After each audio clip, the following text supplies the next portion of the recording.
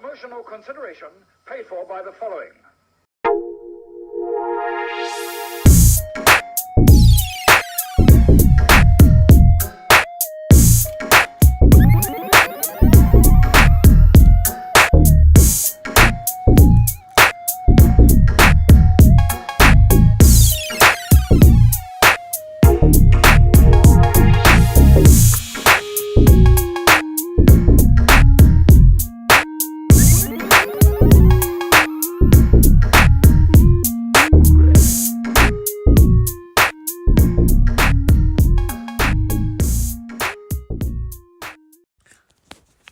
Hello film fans, welcome to Quick Shot Reviews for Cheap Shot Entertainment.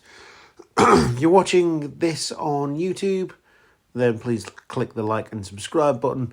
If you're listening to us on the podcasting channel on Spotify and others are available, then please do the same and join us for next week and the week after and week after. We try and post once a week on a Tuesday the films that we have seen. Now, this one was a screen unseen with my Odeon Limitless. An absolute bargain for anybody who absolutely adores films. It is the film called The Dead Don't Hurt. Now, it's a Western love story. So if you love Downton Abbey and things like that, this is definitely for you. A little bit of peril, a little bit of gunplay, bit of violence, and a lot of love story. For me, it's definitely not for me. It started off really well, that hook scene that gets you in. It's like, oh, right, cool. There's going to be a bank robbery. There's going to be a sheriff. There's going to be high noon and all that kind of stuff. Things that I would want from a Western. But instead, you got Downton Abbey in the wild frontier. It follows two homesteaders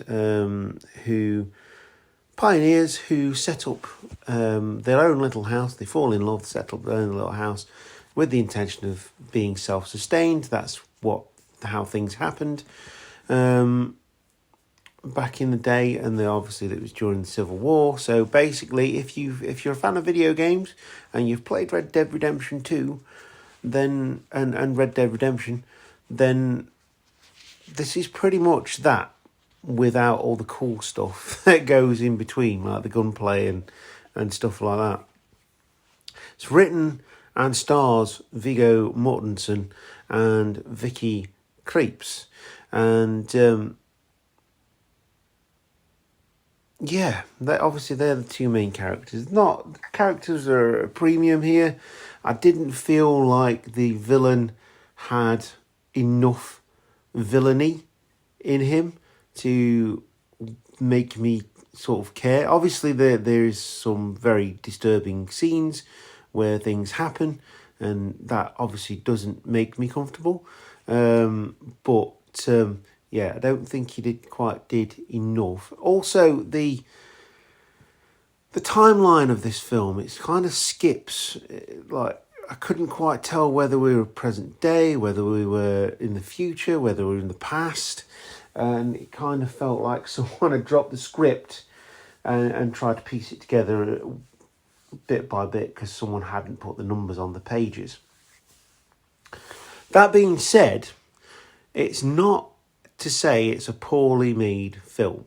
It's absolutely not a poorly made film. It's a really well made film, and there is an audience out there for this kind of film. Downton Abbey did tremendously well here in the UK, obviously, and there's lots of people who love Downton Abbey and Grand Budapest Hotel and all that kind of stuff.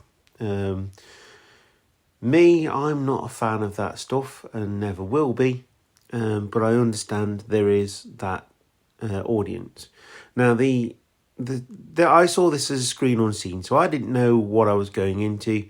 However, I was so bored by this. Like I say, it's not a poorly made film. The the locations are wonderful, and vocabulary wise, I would say it's pretty accurate. Obviously, I wasn't around that back then, but I would say it's fairly accurate for what I understand about that era, which is not a lot, but you know, it was a passion project. Someone gave Vigo a pot of money to go and do it, and it's officially 2023 film. So maybe at some point someone said, nah, we're not releasing that. So screen unscenes are, yeah, they're hit and miss, and I think this one is probably the first miss I've had, and I've seen about 5 screen unscenes since having my cinema card, and they've all been really good, and I've really enjoyed them up to this point. Yeah, like I say, there is an audience out there for this, but the screening I went to was pretty much full until about halfway through, when a load of people walked out.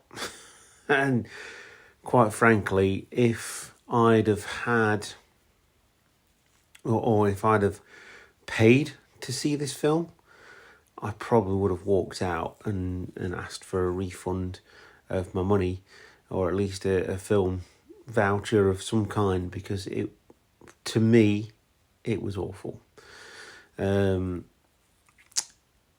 But, and this is a big but, when they do the action scenes, they are pretty good. The sound of this film, there is no sort of no background music or anything like that. It is desolate. It is a desolate love story.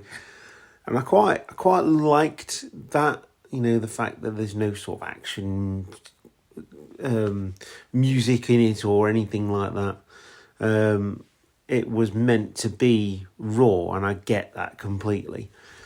So this is middle of the road. There's parts of it that I thought, yeah, okay, you know, this is not bad, but mainly it was just dull. It was dull. It was confusing, and personally, I wouldn't recommend it. Like I keep saying, if you enjoy this type of film, again, think Downton Abbey, then with westerns, then yeah, this one is going to be a good one for you, but it's not for me. And as ever on Quick Shot Reviews, if you want to go and see the film, go and see it. If it's out on general release, like I say, it was a 2023 film that didn't come out for whatever reason. So, yeah, if you want to see it, I'm sure it'll be out on streaming services or something like that. Then, yeah, absolutely watch it. Make up your own mind. But these are my thoughts and opinions on The Dead Don't Hurt. Confusing, dull, but lovely, lovely locations and great sound design for the locations that they were in and the story being told. And on that note, I will see you next time on Quick Shot Reviews for Cheap Shot Entertainment. We've got a very special one next time, and it may get released quicker than normally would. It is the 30th anniversary of The Crow, Brandon Lee's The Crow, the film that he infamously died in because someone loaded live rounds into a gun that they were using for the scenes. So it is the 30th anniversary of The Crow, and I've been to see The Crow on one of these special screenings. I went with my very good friend Ben, and he absolutely loves The Crow. He's got tattoos of Brandon Lee, and yeah, it's a good one. It's a good one. So I'm glad I went to go and see The Dead Don't Hurt first, and then The Crow, because that picked me up a little bit. And on that note, I'll see you next time. Goodbye.